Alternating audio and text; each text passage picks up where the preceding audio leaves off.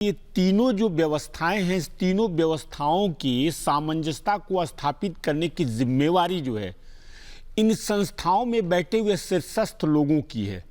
देखिए, प्रधानमंत्री या सत्तासीन सरकार जो है उससे ये कहा जा रहा है कि आप इन तीनों संस्थाओं के तारतम्यता और सामंजस्यता को ध्यान में रखते हुए आज जो कार्यपालिका है, प्रधानमंत्री क्या है, कार्यपालिका के अंग है, और विधायिका का सर्वोच्च जो होता है वो राष्ट्रपति होता है।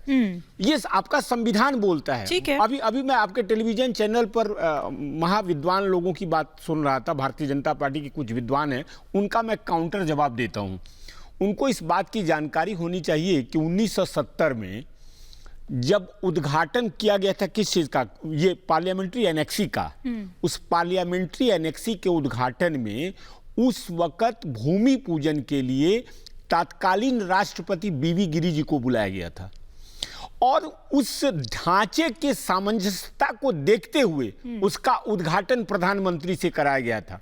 यानी कि कार्यपालिका और विधायिका दोनों की सामंजस्यता का ध्यान रखा गया था। ठीक है। यही कहा जा रहा है कि आप पूरे देश में जब चुनाव आता है तो तुरंत कहते हैं कि आदिवासी महिला को सर्वोच्च पद पर और भारत का प्रथम नागरिक बनाया गया है और उसी प्रथम नागरिक का आप अपमान कर रहे हैं जो उसका अधिकार है। बहुत अच्छी लग रही है, जो उसका अधिकार है। नहीं, मैं अभी मेरी बात पूरी नहीं हुई है। ठीक है, आप अपनी बात, जी मैं बात पूरी कर ठीक है, आप अपनी बात कंप्लीट करें। दूसरी बात मैं आपको कहना चाहता हूं कि उनको एक बात का ध्यान रखना चाहिए कि 2019 में राष्ट्रीय युद्ध स्मारक के समय में भारतीय जनता पार्टी ने यह पाप किया था। ठीक है। आखिर यह दल संदेश क्या देना चाहता है? क्या संदेश? प्रधानमंत्री जो हैं पूरे दुनिया को के नजर में, खासकर हिंदुस्तान के आम नागरिक के नजर में फोटो जीवी हो गए हैं।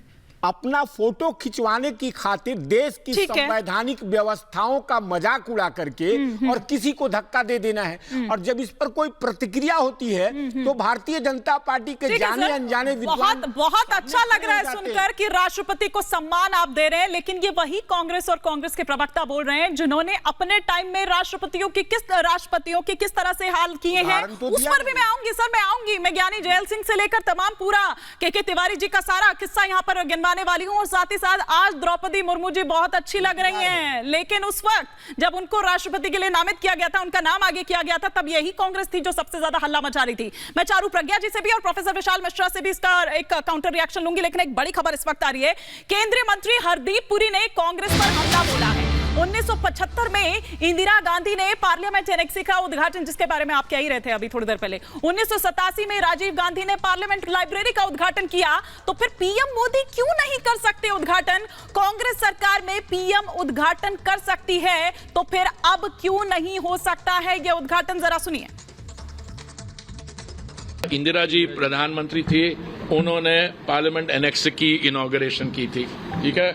दूसरी डेट है, जहां तक मुझे याद आता है 87 की 15 अगस्त 87 में राजीव जी जब प्रधानमंत्री थे उन्होंने पार्लियामेंट लाइब्रेरी की। आपके हेड ऑफ गवर्नमेंट इनॉग्रेट कर सकते हैं पार्लियामेंट की एनेक्सी को और लाइब्रेरी को, तो हम इस समय के हेड ऑफ गवर्नमेंट क्यों नहीं कर सकते?